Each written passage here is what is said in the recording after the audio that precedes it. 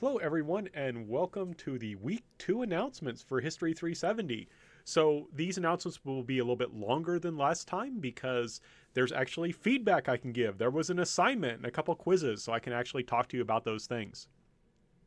So, one thing I should first of all point out, what I did, I graded a few assignments on Sunday, checked a few quizzes, and then I checked again on Monday as well, right? I just finished grading all the exams and grading the writing assignments and also doing some checks on the quizzes.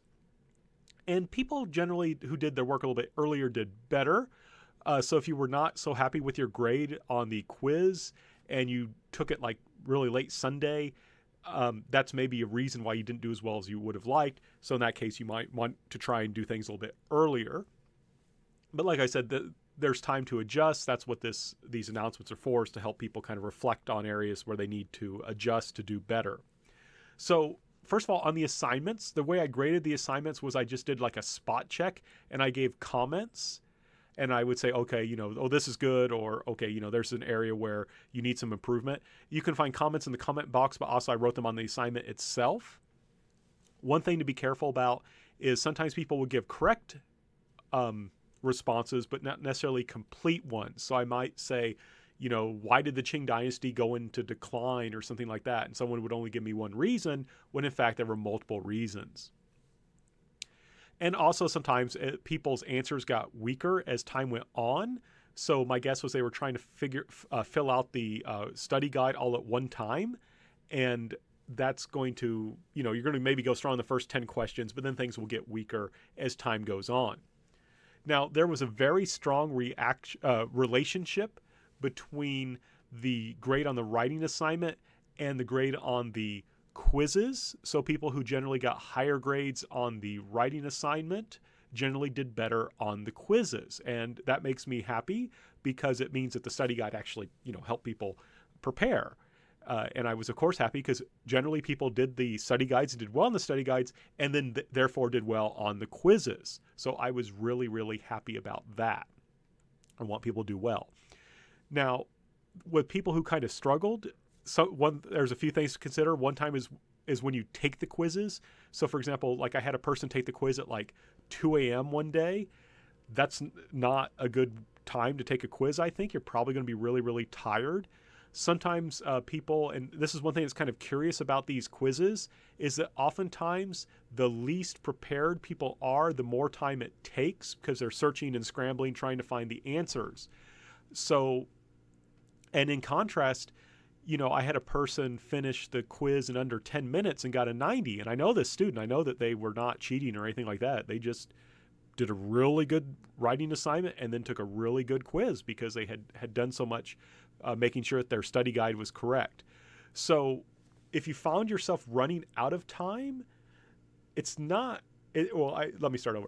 If you found yourself running out of time, it's likely that you needed to do a little bit more to prepare. You need to have a more written down for your writing assignment, more written down for that study guide, need to review a bit more.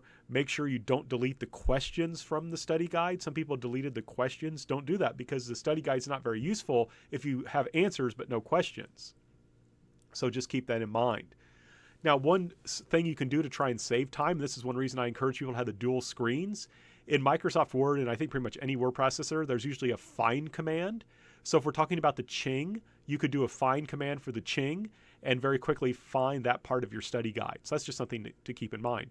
But generally, I was happy with the quizzes. There was a very close relationship between how well people filled out the study guide and how well they did on the quizzes. And just keep it up. Keep doing those study guides, though. People often will say, oh, it's no longer required because I only have people turn in the first week study guide. And then they think, okay, we can just stop now. You don't want to stop if you want to keep your grade up. So keep that in mind. And remember, the midterm and the final are cumulative. So keep doing those study guides, save them. It'll be really easy to study for that midterm and final, and you'll probably do pretty well on it. Now, I need to talk a little bit more about what I'm going to do next week. But before I do that, I want to give you the password. The password is Ramune. Ramune. That's spelled R-A-M-U-N-E. Right? R-A-M-U-N-E. And if you give me some approximation, that's fine. You can give me the English for Ramune if you want. As long as you give me some approximation, I will give you credit for the password, as long as you send it to me by Tuesday, 11:59 p.m. Now, you may say, well, what the heck is Ramune? What's all the mystery? Well, I added a video that says History of Ramune in the video, in the Blackboard video thing. There's not actually any questions tied to this, but it's only a 2-minute video. It's funny. Watch it, and you will find out the mystery of Ramune. In addition, a couple other things I want to mention is that the first one is that we actually have a full-scale documentary. So there's like an hour-long documentary called the Meiji Revolution, and this can be a little confusing because we usually call it the Meiji Restoration because it restored the emperor to power. The reason it has this title is because the Meiji Restoration pretended to be kind of conservative and traditional because it was going back to saying that the emperor will now be in power. But in fact, it was revolutionary because it was completely changing how the Japanese were doing things. So it's a little complex. The technical term, the term used by the people who participated in it, or I mean, they didn't really call that at the time, but later on, they call it the Meiji Restoration. But looking back at it now, we can really say it was revolution. And this is a little bit older of a documentary. The production values aren't as good as what you might see now, but it's taken from a series called The Pacific Century, which I think is a really good series. And to my knowledge, it's the only documentary in English about the Meiji Revolution, and I think it's quite a good one. I think it's very well written, but is a little bit older. We'll watch a few episodes of it as this class goes on, and I hope you will enjoy it. You may recognize it because I do take some clips from that and use it in other places. There is also a 5-part series, don't worry, each part's only like 7 or 8 minutes long, about Admiral Yi Sunshin, and this is from the Extra Credits / Extra History channel. You might say, why are we looking at Admiral Yi Sunshin? He was active in the 1590s, and there's several reasons why we're looking at him. First of all, it gives us an idea of how Korean politics works. That will help reinforce the discussion about Korean politics that we'll have. Also, an important part of this course is how these China, Japan, and Korea interacted with each other. And this video, I think, series really highlights the strategic position that Korea was in and how it creates this very complex kind of equilibrium, balance of power between China and Japan. We're going to fight like 4 wars over Korea in this class. This one, the Russo-Japanese War, the Sino-Japanese War, and then the Korean War. And so it's really important, I think, to highlight that. And also, Yi Sunshin is someone who will continue to inspire Koreans later. And also, this is just a fun video, I think. The extra credits videos are awesome. Now, one thing also to highlight is there's a shift in writing assignments. Like I said, I'm no longer collecting the study guides. That was just for that first week. The writing assignments for this week, there's a couple primary sources you will read. One is, and a big part of this is to see how Japan and the United States interacted. The United States is the country that forced Japan to open its doors to the outside world, so we had this interesting relationship, I think. The first one is a letter written by Commodore Matthew Perry to the Japanese government. I think it's very funny, and when you read that, I want you to just be prepared that he's going to do something funny.